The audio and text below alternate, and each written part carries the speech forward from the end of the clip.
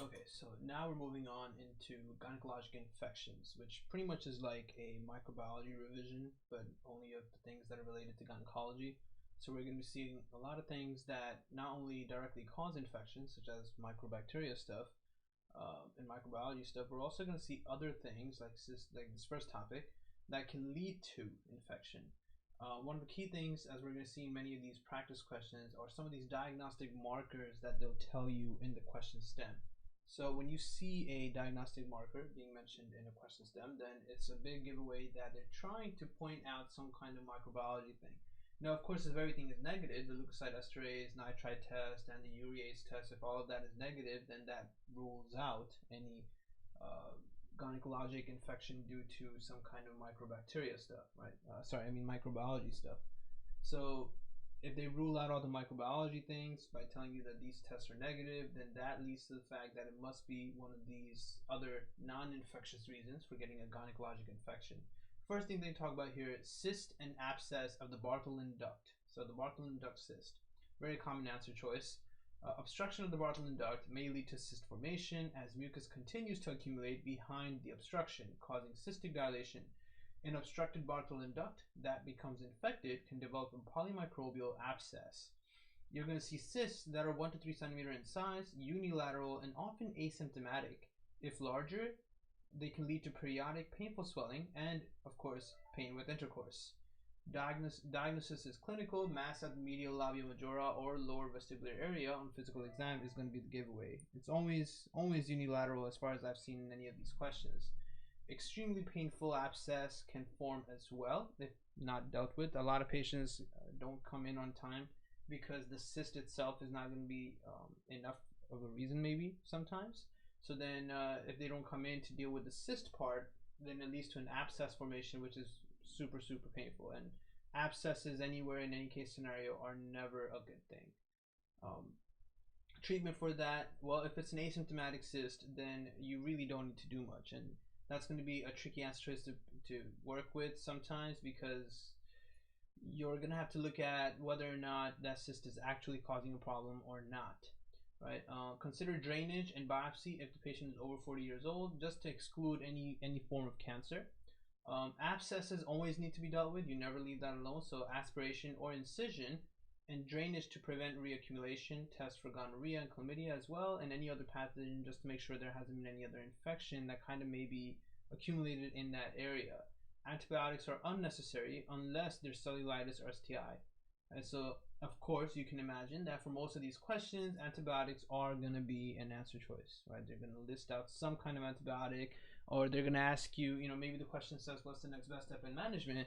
And they're going to list out things that you can order as a test, but you really won't need to order any test because, as they said, diagnosis is clinical. So you're going to feel for the cyst. So here you could see the Bartholin duct is on both sides inside the labias, and if either one of those Bartholin ducts gets blocked off, then of course that can lead to a cyst formation. Let me see if I can find another picture real quick. Bartholin duct. So something kind of sort of like this. So here, this picture is just for learning purposes real quick. We get to kind of see where the gland is, right? So you can see it's on the lower side on both of them. Oftentimes this is going to be described a lot verbally in the question. They're going to word it out hard. They're going to really go into full description that it's on the lower side of the labia on both sides. Usually for this case scenario, they're going to be talking about it being on one side blocked. The blockade can be due to something else that may have occurred in the woman's vagina at a previous time. Maybe some kind of surgery she got, maybe some kind of trauma related thing or pregnancy complication. Something must have happened, and then that led to this duct kind of being blocked off. Now, of course, the gland is going to continue making what it makes, the mucus and all of that, to keep the vagina moist, but then, of course, it's not able to come out. So you can see here, it kind of accumulated in the back, and they had to make an incision to take the cyst out. All right. So that's really all this is. Bartholin gland cyst questions are often very straightforward. Very straightforward. What they will describe to you is something that looks like this. Right, so you can see how they're going to be describing that as a unilateral cyst over here, and obviously that's not a tumor, that's not a cancerous thing, that's nothing malignant. It's just something that needs to be taken out, right? It's just a simple cyst. There shouldn't be any. So you should be able to pick this answer choice if you're able to rule out other things in the patient, such as signs of cancer, like weight loss, being cachectic, any other thing that you would see that occurs with systemic problems. There shouldn't be any systemic issue in this patient whatsoever, because there's no systemic problem here, right? The problem is just in that one area. Other than that, let me see if I see anything else worth showing here. No, that's about it. In all the pictures I'm seeing, they're showing unilateral swelling, right? Unilateral swelling in the labia minora inside on either one of the sides, and you go ahead and just get rid of it. Here in this image, I've written something called a word catheter, which obviously this UWorld picture was trying to show you. So symptomatic Bartholin duct cysts require drainage and possible word catheter replacement. The catheter, what it does is it basically acts as a drainage in case this patient may have chronic Bartholin duct cysts, right? So this is definitely a topic that is super easy, very straightforward, and should never be wrong, right? You should never get this question wrong because it's too easy to give up. Also, I really wanted to quickly look at the two questions that were in the book itself before we move forward. So in our last session, we did go over and discuss some of this infertility stuff, all the different causes of infertility. We didn't really discuss each one by one, but we have kind of basically looked at everything. None of these are topics we haven't yet talked about. So up to this point, all of these topics are discussed pretty well. And there were these two questions here. The first one has a 28-year-old woman comes to the clinic for a wellness exam. She describes that approximately 2 weeks after her menses, she experiences intense, sharp lower quadrant abdominal pain that lasts a couple of hours. The pain varies from the right to the left side each cycle. What is the name of this phenomena? So that's literally just a pain from ovulation, which has a weird German name, Mittelschmerz or something, and that's all they're probably talking about in this question. Here, 23-year-old woman presents with fever and abdominal pain of 2 days duration. So very young woman, fever and abdominal pain for 2 days. She has a positive chandelier sign. Antibiotics are started. What is the next step in management? So the chandelier sign is often just related to inflammation and infection regarding the fallopian tubes and the ovaries. So it's good that they started antibiotics, but what's the next best step in management after starting antibiotics? Well, we would have to make sure that it worked. You would have to look at the culture of the infection, make sure that whatever she had, chlamydia, gonorrhea, that it's all been taken care of. If it's anything else, or if they are not sensitive to the antibiotics, then you would have to get rid of that. But I'm not sure if there's another step they're talking about here. So let's take a look at what the answers are. So the first one, Mittelschmerz, that's the German or whatever name for this thing, pain at ovulation caused by progesterone production. And of course it switches sides because pretty much every cycle you release an egg from the other ovary. And here they're saying pelvic ultrasonography to rule out tubal ovarian abscess. Okay, so this, although it's a good answer here to kind of teach you, to pick this answer choice, you would kind of need more stuff. I mean, this question is, teaching you, of course, and I did a good job to remind you that you might need an ultrasound of the tubal ovarian area, but you won't always think of a tubal ovarian abscess. This may actually be related to the chandelier sign itself. Let me see real quick what the chandelier sign kind of looks like, so I'll show you guys. It's called the chandelier sign because it looks like a hanging chandelier if you look at the ovaries and the uterus together. Let's see, chandelier sign. Yeah, I guess, yeah, so if someone does show with a chandelier sign, you should do that. So right here you can see what they're talking about. So chandelier sign, one of them is really badly inflamed. So of course start antibiotics, but you also need to check for an abscess, right? Check for the abscess, because if there is an abscess, then you have to drain that, right? This is related to pelvic inflammatory disease. And let me see what else they're mentioning here real quick. Yeah, that's basically it. I'm just checking for the abscess presence. So do the ultrasound. All right, so that's pretty much what they're discussing in that. This table here was just infertility workup. For most of the questions we're looking at in gynecology, we're just looking at the female version of things. Male factors are usually just either the semen doesn't want to move or the patient doesn't make any semen. So all of those case scenarios are right here. If your semen is just having bad anatomy, then all of these things should be normal. Otherwise, they could have testicular injury or infection. They may be taking some medication that's stopping their testicular function. Hormonal imbalances that may be causing infertility, hypogonadism, and then of course varicoceles that make the testes too hot so they can't make semen, right? So you diagnose by checking whatever, depending on what the patient's presenting with, and then treat it if possible. But usually male factors, unless it's hormonal stuff and medication stuff, those can be fixed. You could of course fix the varicocele as well, but other than those things, if it's the semen that's anatomically not functional, then that's not really something you can fix. The rest of this really just does a very simple summary and revision of those factors and how to deal with them. So nothing crazy on that table. We have a question right here, pretty much an ethics type question. 15-year-old girl comes to the office. Let me grab my pencil.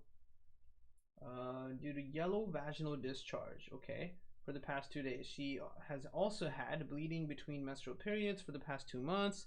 No fever, chills, or pelvic pain. She is sexually active, okay. Her parents are at work and she comes to appointments alone.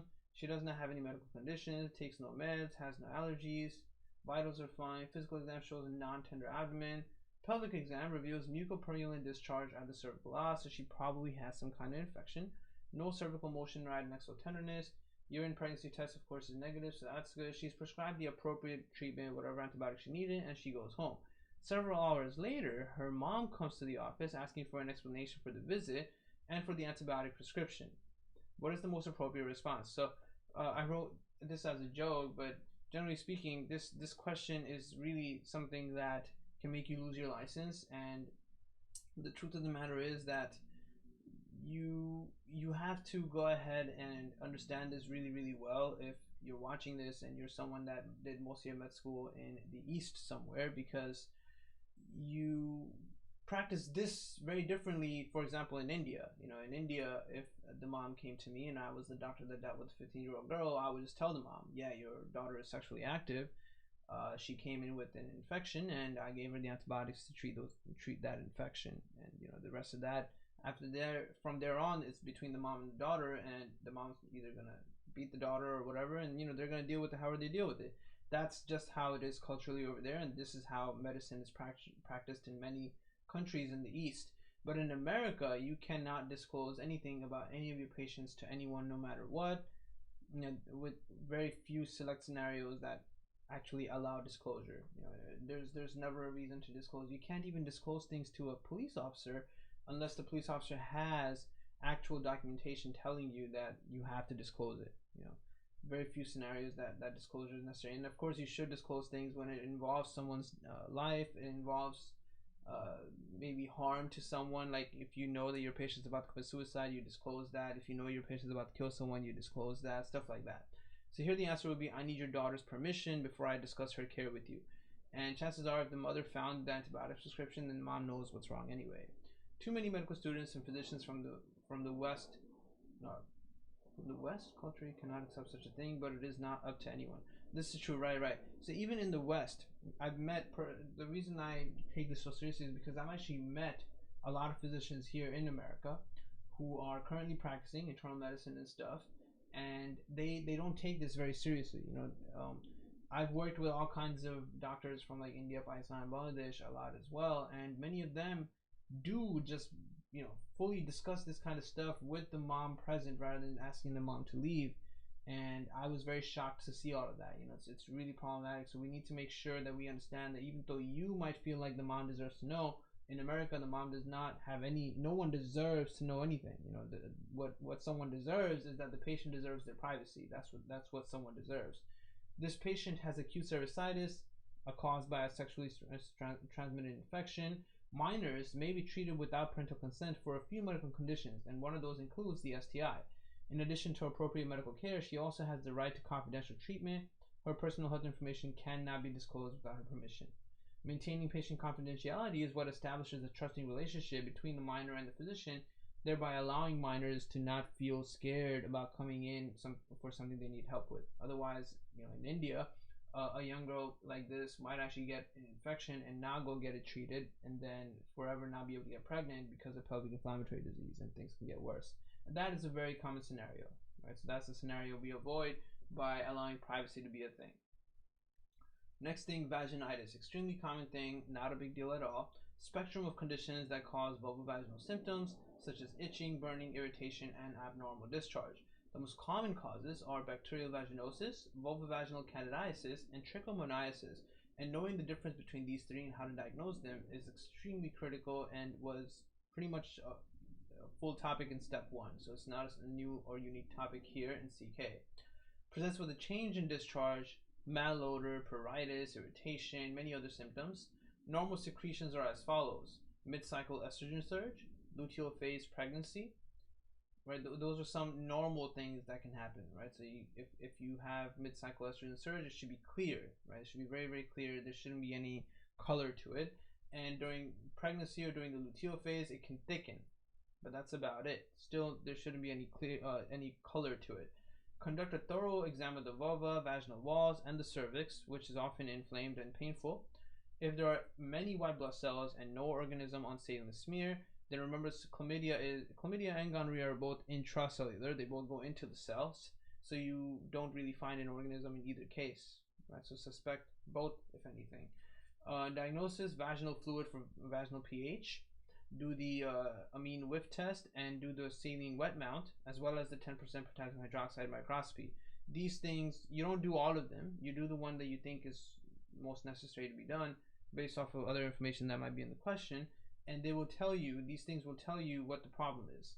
If purulent discharge, numerous leukocytes and wet prep, cervical friability, and any symptoms of PID, then order a DNA test or cultures for Neisseria gonorrhea or Chlamydia trachomatis to rule out cervicitis. Treatment is etiology specific. So now let's kind of focus on that and really get down what's happening. So right here we have this table for causes of vaginitis. Bacterial vaginosis, which is basically going to be your Gardnerella vaginalis. Trichomonas, which is protozoa, so it's actually got flagella for movement and can infect the men from the woman to the man, or vice versa. And then candidal infection, which is the yeast, right? So you got your bacteria, protozoa, and yeast infection, either one. All three are very common. Yeast infection probably the most common, but here, you know, they're telling you that bacterial vaginosis is most common. So I'm guessing that's like, of course it is true, but I'm guessing that's like the thing in America.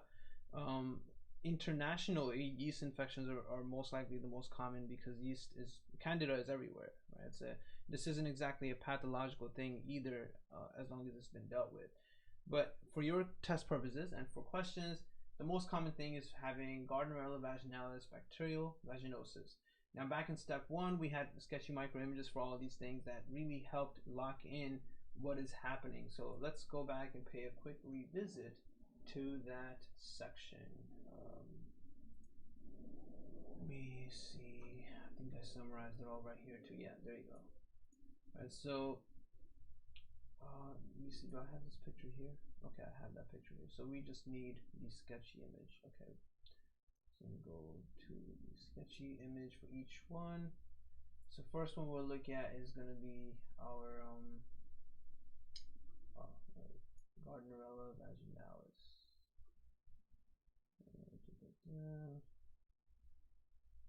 Now we need to do, yeah, gram negative, because, well, it doesn't gram stain at all actually. Gardnerella vaginalis is unique in the sense that it's got kind of a double color to it, and I can't find it. Wonderful.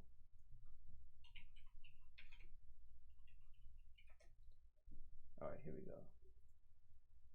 Alright, so Gardnerella, that's the image you get. Now, if we take a quick look at the text here, let me make it bigger.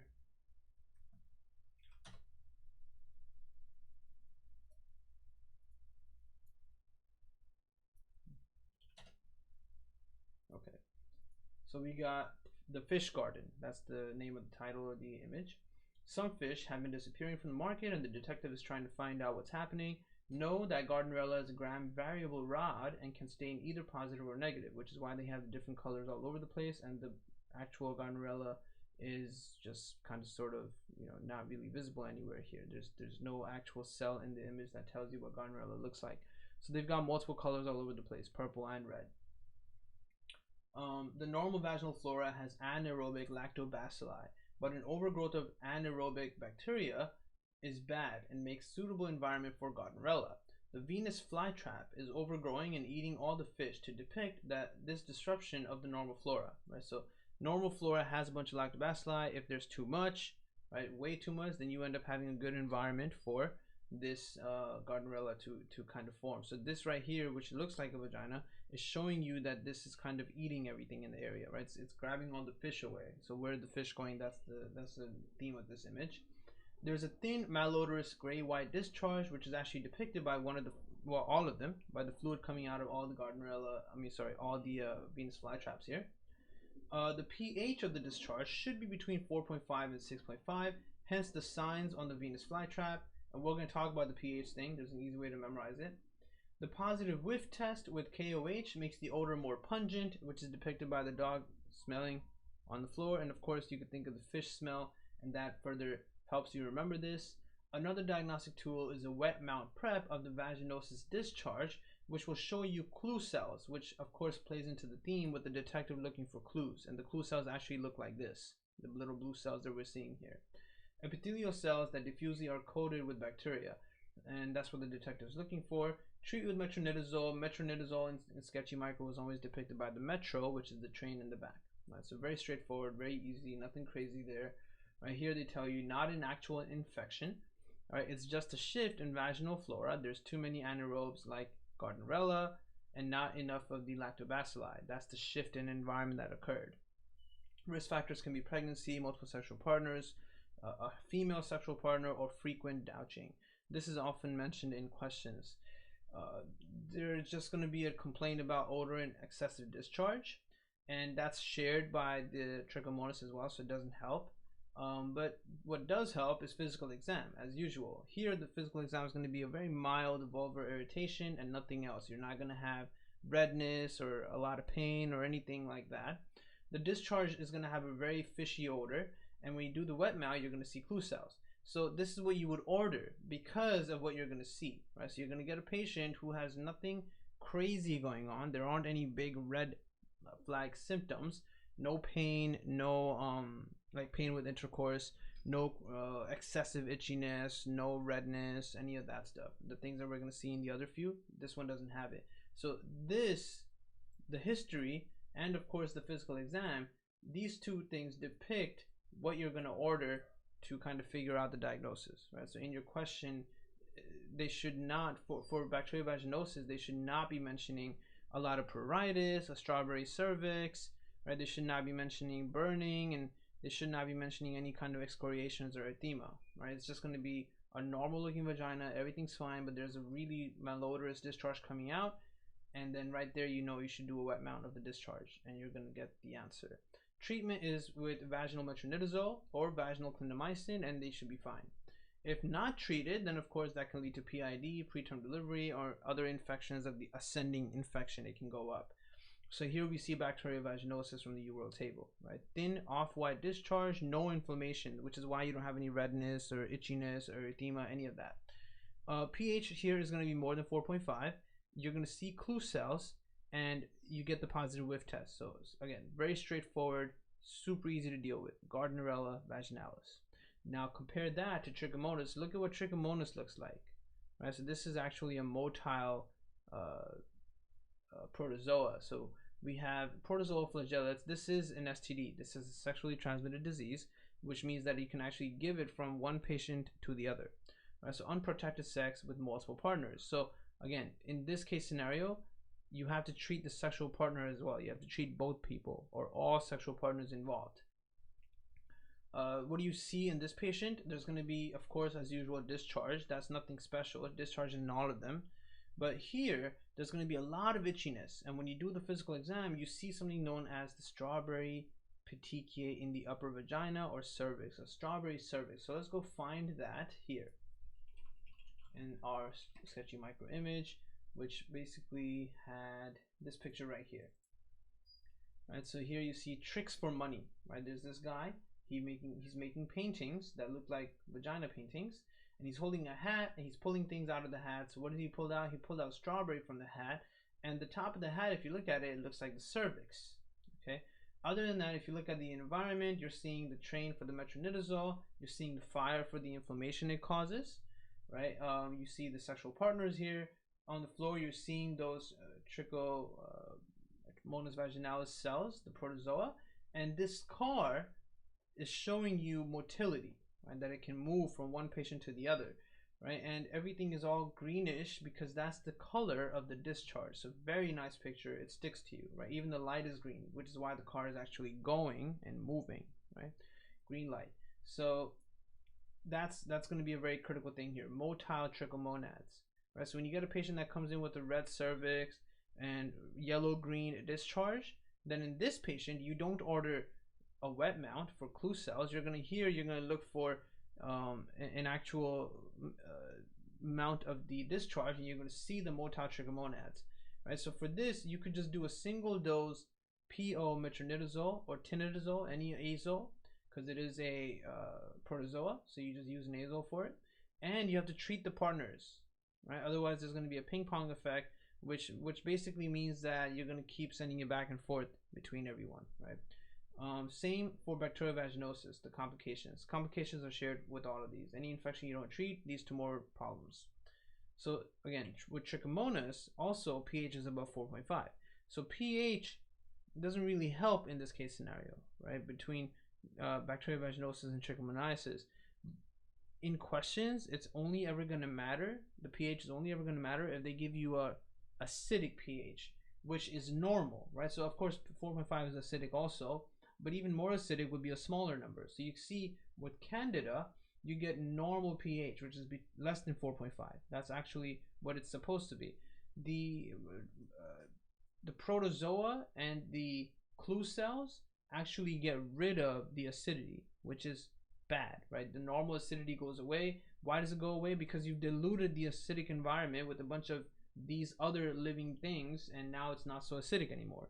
Candida, however, because of its nature, actually maintains the acidity. It doesn't change the acidity at all, and the infection often tends to be very superficial. So in the question, if they tell you that the pH is less than 4.5, you don't even need to wonder too much anymore. It's straightforward. It's just Candida. So that's all you need to remember. It's not like there's a specific pH you have to remember for each one of these three. No. It's just Candida has a low pH, or normal vaginal pH, right? The other two are diluting the pH and making it more basic by raising it above 4.5. So that's the only basic lesson there. These pictures, as you can see very nicely, these are the real images under microscopes, right? And these microscopic images nicely mimic the cartoon drawings that we have here. So with Candida, you need to know everything about Candida, but for Candida vaginitis, you're still going to see the same thing, which Candida makes pseudohyphae. So Candida, usually Candida albicans, but it could be another Candida as well. This is often seen, Candida in general, not even just vaginitis, but Candida in general, is seen in patients with diabetes, antibiotic use, which of course changes your normal flora, pregnancy, corticosteroids, which reduces your immune system, and anyone with a reduced immune system, like if you have HIV, oral contraceptive use. I haven't seen that too much in a question, but it could be related. Frequency of intercourse is for all of them, and then tight-fitting clothing for some reason also has an effect. So what do you see in this physical exam or history? Well, if you take their history, they're going to come telling you that they have a burning pain when they urinate, and when you do the physical exam, you're going to see erythematous excoriated vulva because they're so itchy, right? So there's excoriations in the vagina, and when you actually look at the discharge, it's thick and white, because Candida is the yeast, and you basically see the yeast when you look at the discharge. So now for them, you don't need to do much. You look at the discharge under microscope, and you're going to see the budding yeast or hyphae, pseudohyphae, and you just treat it with what you would treat any yeast infection with, some azole, like fluconazole. Right? These are all very easy to deal with, which is wonderful. But if you don't deal with them, then the issues that comes to be later on, such as PID, are much harder to deal with, right? So that takes care of that scenario. The next scenario that's a lot more difficult to deal with is treating chlamydia versus gonorrhea. Those are not as straightforward to treat, and there's going to be a lot of practice questions we're going to be looking at later on, where we're going to have to really master what it is you're supposed to use to treat these things, because people keep making mistakes on these things, and it's okay to make those mistakes when you're studying, but you have to learn and then not make those mistakes on the real test. So next topic, PID, a polymicrobial infection of the upper genital tract, most commonly associated with Neisseria gonorrhea, Chlamydia trachomatis, and endogenous aerobes or anaerobes. Risk factors include non-white ethnicity, douching, smoking, multiple sex partners, and prior STDs or a prior PID. Presents with lower abdominal pain, fever, chills, menstrual disturbances, and purulent cervical discharge. There's also going to be an issue with these patients with getting pregnant, so the question could also be about infertility.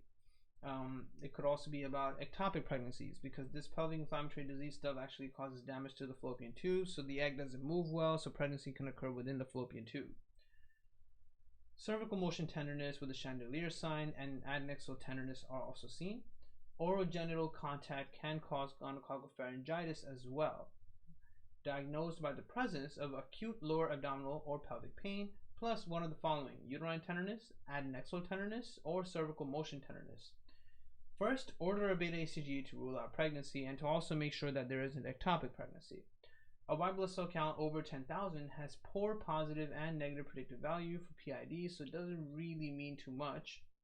Ultrasonography may show thickening or dilation of the fallopian tubes, fluid in the cul-de-sac, a multicystic ovary, or tubal ovarian abscess, which is literally what we just talked about earlier when we did that practice question on the side. So the practice question we looked at right here, pelvic ultrasonography. All right, so coming back to right here. So this is basically showing you that do the ECG and then do the ultrasound, because that's all you really need to do for diagnosis, right? Just like that question taught. And that should give away what's happening, because the rest of it was just based off a clinical setting for what the patient presented with. Treat with antibiotics, should not be delayed while awaiting culture results. All sexual partners should be examined and treated appropriately as well. For outpatient regimens, here are the things where the answer choices get hard. Regimen A is to give ceftriaxone IM for 1 dose, plus azithromycin PO for 1 dose, or intramuscular ceftriaxone plus doxycycline, if they're allergic to azithro, right? So ceftriaxone plus doxy or azithro. Either way, you have to give the ceftriaxone. Right? And then depending on allergies or depending on pregnancy, because like you can't give doxy, so you have to give azithro if the patient is pregnant. And that would take care of both things. Ceftriaxone and azithro are for 2 of the different infections. Where's the rest? Oh, right here. Regimen B, ofloxacin or levofloxacin for 14 days, plus or minus metronidazole. This is the less common answer choice. Less common answer choice in the real world, but more common on the test is definitely possible, because people wouldn't remember this. This is only in special cases, since there is an increase in quinolone resistance in Neisseria gonorrhea. But that doesn't matter for the test. They're going to put this answer choice there, and they're not going to put ceftriaxone, or they're going to put a weird fusion with the ceftriaxone that you can't pick. For example, you might have the answer choice ceftriaxone and azithromycin, but they might have told you something in the question that tells you a reason for not giving azithromycin. Remember that azithromycin, erythromycin, these are medications that also do affect the torsade stuff, the QT interval, so that's an indication to not give azithro also. Right? There's always some hidden gem in the question that tells you not to give certain medications. So at that point, you might have to pick ofloxacin, even though that answer choice is obviously going to look very promising, very easy to pick, very correct, but you can't do it. If nucleic acid amplification testing, NAAT, like this, for either N-gonorrhea or chlamydia is negative, then treatment is not indicated. However, treatment should not be delayed for the NAAT results. So if the question tells you that we're waiting NAAT results, like in this question here, cervical NAAT is pending, then you don't wait for that to start the antibiotics. Start the antibiotics right away. Okay, taking antibiotics is very cheap, and there's no really horrendous side effect or anything. So that's your outpatient stuff. Inpatient treatment is very rare. You never really, unless the pelvic inflammation has gotten so bad that you have to admit the patient. Usually these things are not really treated inpatient, but inpatient treating, you have more answer choices that are even going to be more annoying. Cefoxitin and cefotetan, which plus doxycycline for 14 days. Clindamycin plus gentamicin for 14 days. You can already see Right here, thank God, it's only 2 more. But these things are answer choices you might not really think of if you haven't seen them before, right? And this fusion of medications can easily be played around where they can just try to mess you up. Maybe they'll have another answer choice that says cefoxitin and clindamycin. That wouldn't really be correct. Can't do that, right? One of these is for gonorrhea, the other one is for the chlamydia. So you have to be very careful in making sure you have a treatment for both things. If surgery is necessary, because maybe you did the ultrasound and you saw the abscess or something, then drainage of the tubal ovarian or pelvic abscess is appropriate if the mass persists after antibiotic treatment, abscess is big, and mass is in the cul-de-sac in the midline and drainable through the vagina, which means that since the abscess is really accessible, you should just go ahead and do the drainage. If the patient's condition deteriorates, perform exploratory laparoscopy or laparotomy. Surgery may range from TAH, BSO with lysis of adhesions in severe cases to conservative surgery for women who desire to maintain fertility because they want to get pregnant someday. Complications are, of course, it can happen again. So repeated episodes of infection, chronic pelvic pain, pain with sex, and ectopic pregnancy if the damage is too bad, which of course then leads to the case scenario of infertility. And Fitzhugh-Curtis syndrome, which we learned about back in step 1, which was the adhesions related to the liver, right? So perihepatitis, right? And this is something that's going to be a answer choice you're going to have to really think of to pick. Otherwise, some female presenting with PID should not have elevated liver enzymes. So if she does, there's perihepatitis, right? So there's a lot that happens with this. And questions can be very difficult. So let's take a look at one. This one right here has confusing answer choices. 18-year-old nulliparous woman comes to the office with lower abdominal pain, nausea, vomiting for the past day. So when you get a patient with lower abdominal pain, nausea, and vomiting, and she's a young girl, then you should check for pregnancy. She's unable to keep anything down. She's sexually active and uses OCPs and has had 3 lifetime partners. Her last period was 15 days ago. She has not received the HPV vaccine. She has no allergies and takes no medications. Today she has fever and her pulse is high. Physical exam reveals a dry mucous membrane. The abdomen has diffuse tenderness over the lower quadrants. External genitalia show no abnormalities. And the speculum exam reveals purulent discharge from the cervical os. The uterus is small, anteverted, so it's shifted, and tender to palpation and motion. Okay. The adnexae are markedly tender as well bilaterally. So that means that the infection has kind of ascended everywhere, right? So this is kind of sort of verbally describing the chandelier sign. Cervical NAAT is pending. Urine beta ACG is negative, so great, we got that out of the way. Labs show a lot of leukocytes, which really doesn't tell us anything else besides the fact that she has infection, but we already know that. What's the next best step? Initiate antibiotics. But which ones, right? So here, the answer was inpatient treatment with cefoxitin and doxycycline, while 30% of people chose outpatient treatment with ceftriaxone and doxycycline. Now, ceftriaxone and doxycycline is a good answer choice, right? Ceftriaxone plus doxycycline. It's a good answer choice. However, a patient that presented like this, crazy pain, keeps vomiting, is doing really bad, you don't send them home with medications, right? That was the other thing this question is teaching you. You have to treat them inpatient, right? This is an indication for hospitalization for pelvic inflammatory disease. She clearly has full inflammation in her pelvis, right? Everything is burning clearly from the physical exam. And if you look at the list of indications for hospitalization for PID, pregnancy, she doesn't have that. Failed outpatient treatment, we haven't started that. Inability to tolerate oral medications, she does have that somewhat because they told you in the question she can't keep anything down and she keeps vomiting. So if you send her home with medication and she eats it and vomits it back out, it wouldn't work. So this one she has. Non-compliant with therapy, no. Severe presentation, yes. And any complication, we don't know yet. We would have to check. So 1 check mark is enough, but we got 2 check marks for reasons we should hospitalize her, right? Her symptoms are clearly consistent with PID. If untreated, infection can progress to tubal ovarian abscess, abscess rupture, perihepatitis, and sepsis. PID is treated with empiric broad antibiotic therapy, and she requires hospitalization and parenteral antibiotics due to her nausea, vomiting, dehydration, and severe presentation. Hospitalized patients get IV cefoxitin or cefoxitin plus oral doxycycline or IV clindamycin and gentamicin. The outpatient regimen is correct, but it's for stable patients. Azithromycin, which is for chlamydia, and doxy, which is for gonorrhea, would work, but again, you can't really send the patient home yet. You have to admit them. All right, so that's what this is teaching you here. So that's the inpatient answer choices. All right, so doxy for the gonorrhea and cepho anything. The C medications, generally speaking, are for chlamydia, right here, and then gentamicin. So be very careful in first evaluating whether or not the patient is stable. This is true for any question, not even just here. Is the patient stable? Can we send the patient home? And based off of that, you figure out your treatment purposes. Here's another one. This one had the answer N gonorrhea.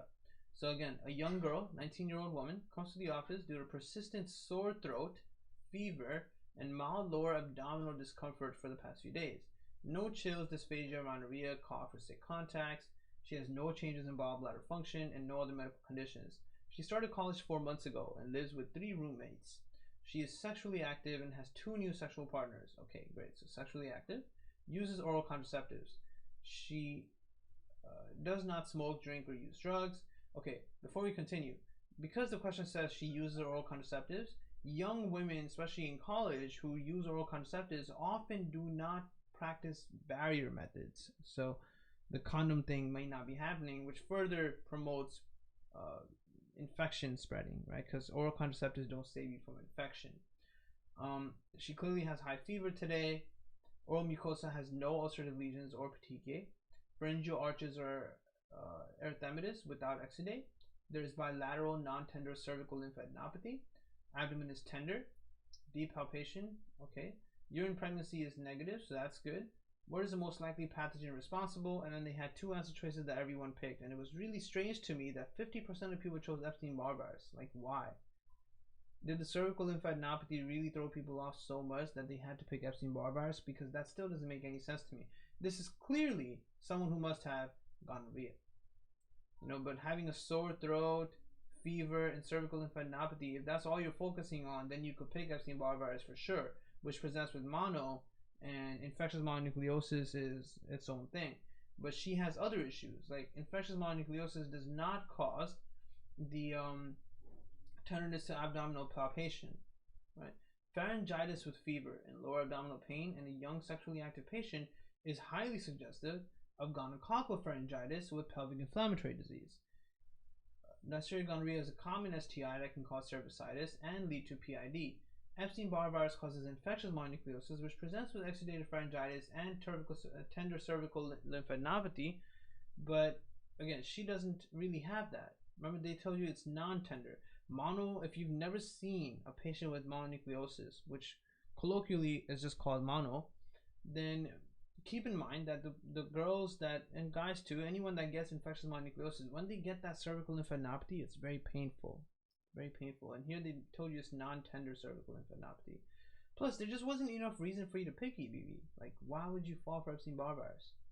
There's really, this question is clearly talking about sexual activity and having 2 sexual partners. And so clearly this question must be leading to PID, plus the abdominal pain. Right? The abdomen is tender too. So Epstein-Barr virus doesn't cause abdominal pain.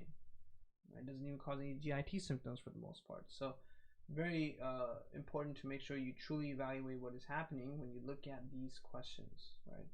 Let me see. This one is related to cystitis, which we'll look at later. And then I want to look at this question. This is a good question relevant to what we're talking about right now. Chlamydia and gonorrhea in women. A 19-year-old woman comes to the office for a routine physical exam. She feels well and has no concerns. She has had 2 sexual partners in the past 3 months and uses condoms for contraception. Okay. She has no significant medical history, takes no medications, has no drug allergies, vitals are fine, pelvic exam is fine, cervix has no lesions, no abnormal discharge or friability. On bimanual exam, the uterus is small and mobile and there's no anything weird. Cervical swab is sent for C. trichomonas and gonorrhea nucleic acid amplification testing, the NAAT, and somehow, even though she has no symptoms, which is very common, the test returns positive for chlamydia, but negative for gonorrhea. Okay, so positive for chlamydia. So obviously, what do you need to treat? The chlamydia. She doesn't have any gonorrhea. She is still asymptomatic. What is the most appropriate next step in her management? So obviously, the correct answer is to just give her azithromycin. It's been drilled into all of us med students that if you ever treat for chlamydia, you should treat for gonorrhea too. Of course, that makes complete sense to think of that. But if you've done the NAAT testing and you see exactly what infection she has, then why would you treat the other thing, right? So 57% of people chose azithromycin only, which is the only medication you need to give to treat the chlamydia. But 37% of people chose give ceftriaxone and azithromycin, but she doesn't need ceftriaxone. She doesn't have gonorrhea, right? So that was a very important thing in this question that needed to be kind of pointed out. And more importantly, if you look at the question structure, we actually waited for NAAT test results because she was asymptomatic. So we didn't even know she had any infection. Otherwise, you don't usually wait for the testing. But she has to have some kind of symptoms, and then maybe you see a discharge or cervical pain or something's wrong, right? But she had absolutely no symptoms, and that's the only reason we waited, right? Otherwise, there was no reason to wait, and you would start the combination of both ceftriaxone and azithromycin while you wait for NAAT testing. And then when the NAAT testing comes back and tells you she only has chlamydia and not gonorrhea, you would just not give ceftriaxone anymore, right? That's how you deal with this. It's a very easy question. I was extremely shocked to see that people chose this answer choice, right? If you've already got the test results, then you should know exactly what you're treating. Super simple. If you don't have test results, then you start empirically giving both antibiotics because you don't know what she has. She could have either one, so you just start both antibiotics, right? So here in this table, you can see that empirically, you're supposed to give both. But if you confirm chlamydia, then give azithromycin. Now, in the other case scenario, it's tricky though. If you confirmed gonorrhea, you should still give both. And this is the part where it gets very tricky for a lot of students. Okay, so this question does a good job teaching exactly what's happening. If you did the NAAT testing and you confirmed chlamydia and you actually excluded gonorrhea, then treat only for azithro. But if you did the test and you confirmed only gonorrhea, you still have to give azithromycin because chlamydia is just like that. It just disappears into all these cells and you may not find it at all. It could be completely inactive. Right? So you still do azithromycin plus ceftriaxone. So you can see that this can definitely be something that's a little confusing. So let's take a look at what they're talking about. Other than that, everything else is pretty obvious. If you find chlamydia, you treat just chlamydia. If you find gonorrhea, you treat for both things. And if you don't know what they have yet, then of course you treat for both things. C. trichomoniasis and gonorrhea are the two most common bacterial sexually transmitted infections. Patients with these infections are commonly asymptomatic and are at risk for long-term complications including PID, abscess, and infertility. The frequent absence of symptoms contributes to high rates of transmission. Thus, annual screening for both is recommended in all sexually active women.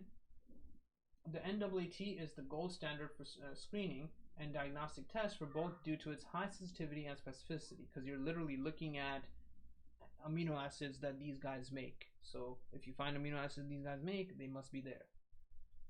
A positive NAAT for chlamydia requires treatment for a treatment of the patient with azithromycin or doxy. Azithromycin is preferred as it only requires a single dose and is safe in pregnancy, as opposed to doxy. Azithromycin and ceftriaxone are both active against gonococcal infections, but due to increasing resistance to cephalosporins, current guidelines recommend using ceftriaxone and azithromycin when treating gonorrhea, but she is negative for gonorrhea. Okay, so gonorrhea requires both of these things, both medications, stronger treatment. Even though we know she doesn't have chlamydia, let's say this question said that the NAAT test came back negative for chlamydia but positive for gonorrhea. They tell you here that azithromycin also does have some effect on gonorrhea as well, but some strains of gonorrhea can be resistant, so you need to treat for both things, right? And just because in the real world, like in the actual real world, even with this testing, you still treat both things, because anything can happen and it's very cheap to treat with both things. So in the real world practice, it's different, but for test purposes, just remember, if you only have chlamydia, you just give azithromycin. If you have only gonorrhea, you still give both medications. And if you're treating empirically, then of course give both medications because you don't know what they have. All right. So it's very important to make sure you understand that, and don't fall for, just like the other question, don't fall for Epstein-Barr virus or any other infection just because they mentioned pharyngitis first. Pharyngitis can occur from chlamydia and gonorrhea as well, right? But you should check for the pelvic inflammatory disease symptoms to rule that out. No one gets pharyngitis with abdominal pain. So when there is pharyngitis with abdominal pain, that's PID, that's chlamydia or gonorrhea, right? So that was a very important question right there. The rest of these are questions related to other topics that we're going to look at in our next session as we move forward to right here, from toxic shock syndrome. All right, so We'll meet next time now. Thanks a lot.